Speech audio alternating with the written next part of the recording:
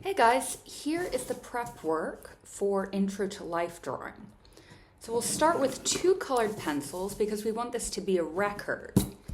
And I'm going to start by dividing a line into 8 even spaces and also numbering them. So I'm going to do 1, 2, 3, 4, 5, 6, 7, 8, just so that everything is clear.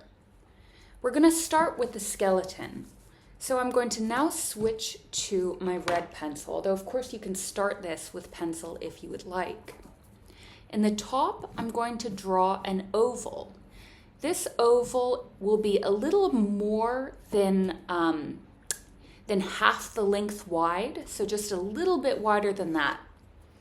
And then halfway down, so I'm going to mark out halfway down this second unit, this is where we're going to find the shoulders. Now the shoulders are going to be a little bit more than 1/2 of the head's length across on either side. So that'll be 1/2, 1/2. This will give us the shoulder blades.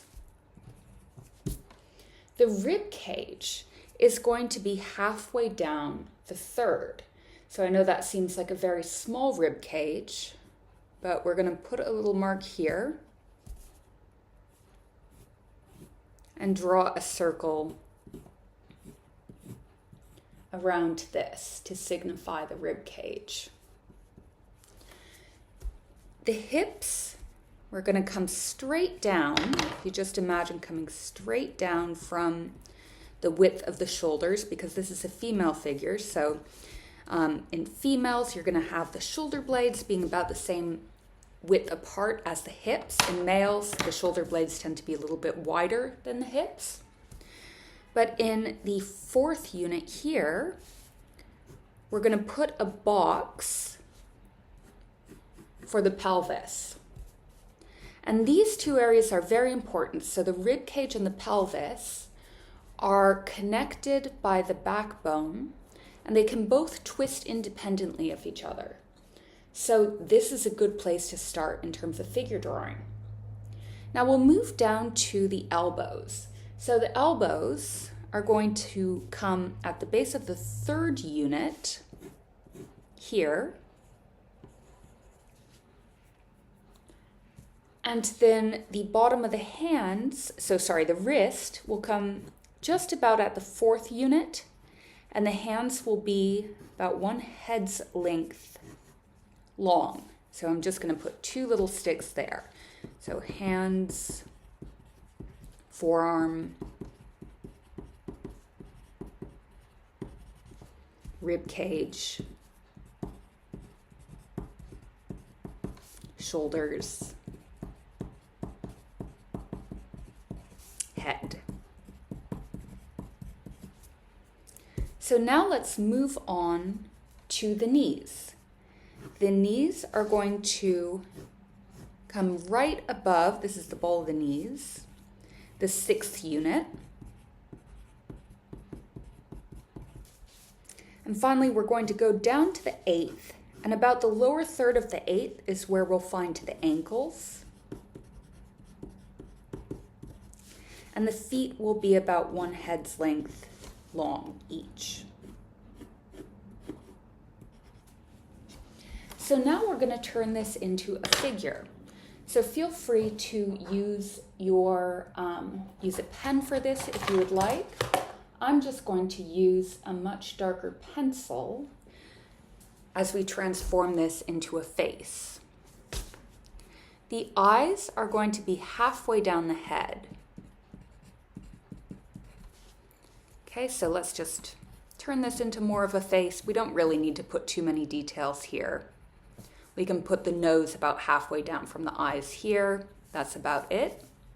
Now the trapezius muscle is going to come up over the shoulders. So we're going to move the sides of the neck down about 1/4 of the way down this second unit. And then we'll have the shoulder blades kind of tilting up like that on either side. Okay, so we've got 1, 2. Okay, the nipples are going to be 2 heads lengths down, so that's a good reference point. So I can start moving in here, forming the chest. And I know that the belly button is going to be 3 heads lengths down, so I'll put the belly button there. So we've got our figure starting to take shape. And let's just move in. The groin is going to be just underneath the base of the 4th unit. And then we can start forming the legs around these marks that we've placed.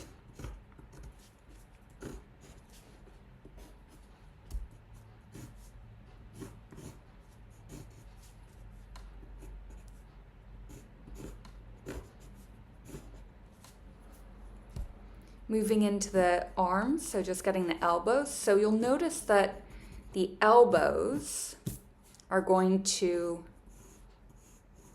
align with the belly button.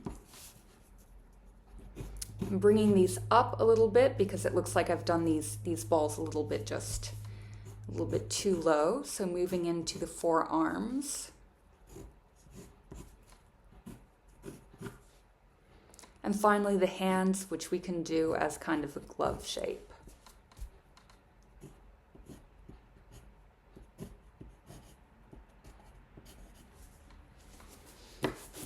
So while we're on this subject, let's go over how we can draw figures that we're viewing from the side.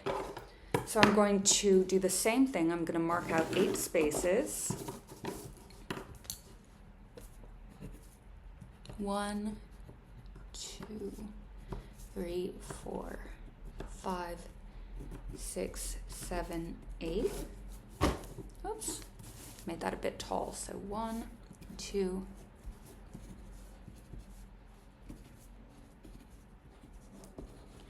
Okay. So for this, it's important to notice that the human figure is counterbalanced. The head tilts forward slightly like this. I'm going to move down to the shoulder blades on the top of the rib cage, which also tilts forwards. The hips tilt backwards like this. Then all of this is counterbalanced in the legs, which act as sort of shock absorbers as we move to the ankles. So throughout the figure, we have this counterbalanced form. So I'm just going to put the elbows at the waist and move the hands down. I'll put a leg back here. And it's useful to observe this counterbalance. So if you can imagine just a bunch of ovals balanced off axis forming the entire basis of the figure, because this gives a sense of flow throughout the figure, which is the basis of gesture drawing. So when we start, we're going to start with just simple shapes.